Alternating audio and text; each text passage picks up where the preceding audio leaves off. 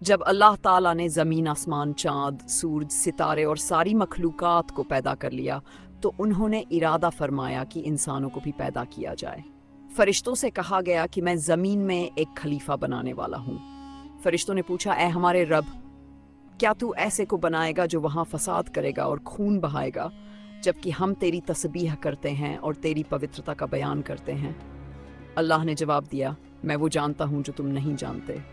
फिर अल्लाह ताला ने ज़मीन के अलग अलग हिस्सों से मिट्टी उठवाई, कहीं की सफ़ेद, कहीं की काली, कहीं की लाल, कहीं की पीली, कहीं की मुलायम, कहीं की सख्त। इस मिट्टी को मिलाकर एक इंसानी जिस्म का ढांचा तैयार किया गया, जिसे एक तय वक्त तक सूखने के लिए छोड़ दिया गया।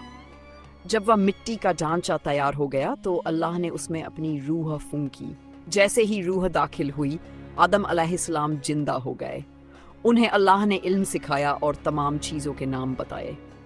फिर अल्लाह ने फरिश्तों के सामने आदम को पेश किया और कहा, अगर तुम सच्चे हो तो इन चीज़ों के नाम बताओ। फरिश्ते बोले, हमारे पास कोई इल्म नहीं सिवाय इसके जो तूने हमें सिखाया, बेशक तू सब कुछ जानने वाला, हिकमत वाला है। फिर अल्लाह ने आदम से कहा कि इन चीज़ों के नाम फरिश्तों को बताओ।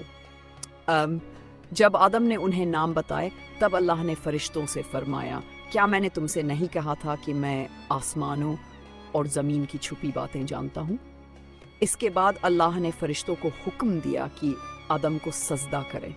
सब फरिश्तों ने सजदा किया, मगर इब्लीस ने इनकार कर दिया। इब्लीस ने घमंड करते हुए कहा, मैं उससे बेहतर हूँ, तूने मुझे आग से पैदा किया और उसे मिट्टी से बनाया।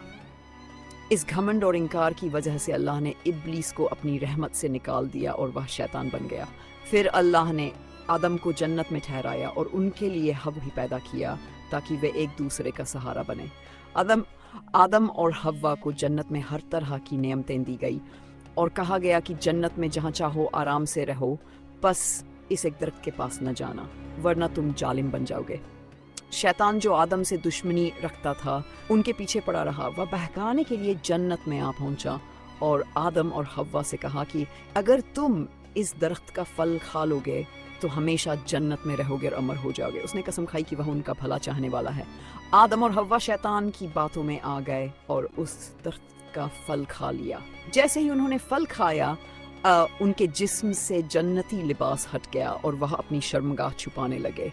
उन्हें अपनी गलती का एहसास हुआ और वह पछताए।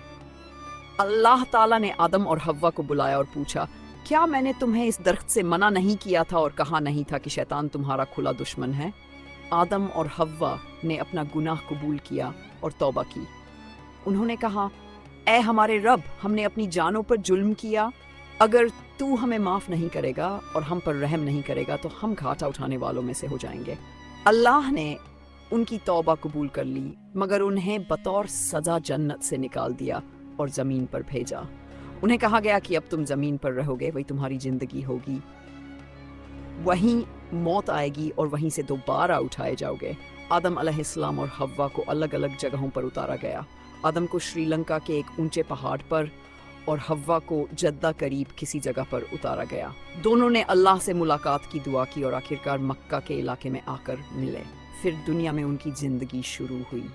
आदम अलैहिस्सलाम ने अपने बच्चों को अल्लाह की इबादत, सच्चाई, नेक काम और गुनाह से बचने की तालीम दी। आदम अलैहिस्सलाम के बेटों में काबिल और हाबिल का जिक्र मशहूर है। अल्लाह ने दोनों से कुर्बानी मांगने का हुक्म दिया। हाबिल ने दिल से अच्छी कुर्बानी दी है, जबकि काबिल ने अनमनी और घटिया कुर्बानी पेश की। नतीजतन अल्लाह ने हाबिल की कुर्बानी कबूल कर ली और काबिल की नहीं। इस पर काबिल को गुस्सा आया और उसने अपने भाई हाबिल को मार डाला। ये इंसानी इतिहास का पहला कत्ल था। इसके बाद काबिल बहुत पछताया, लेकिन तब तक बहुत देर हो चुकी थी। आदम अलैहिस्सलाम ने अपनी बाकी ज़िंदगी अपने बच्चों को सही रास्ते पर चलने की नसीहतें करते हुए गुजारी। उन्होंने लोगों को तौहीद यानी एक अल्लाह की इबादत का दर्ज दिया। कई सालों तक, कुछ रिवायतों के मुताबिक 60 साल जिंदगी गुजारने के बाद आदम अलैहिस्सलाम का इंतकाल हो गया। फरिश्तों ने आकर उनका जनाजा तैयार किया और उन्हें दफनाया। इंसानों ने पहली बार दफनाने का तरीका सीखा।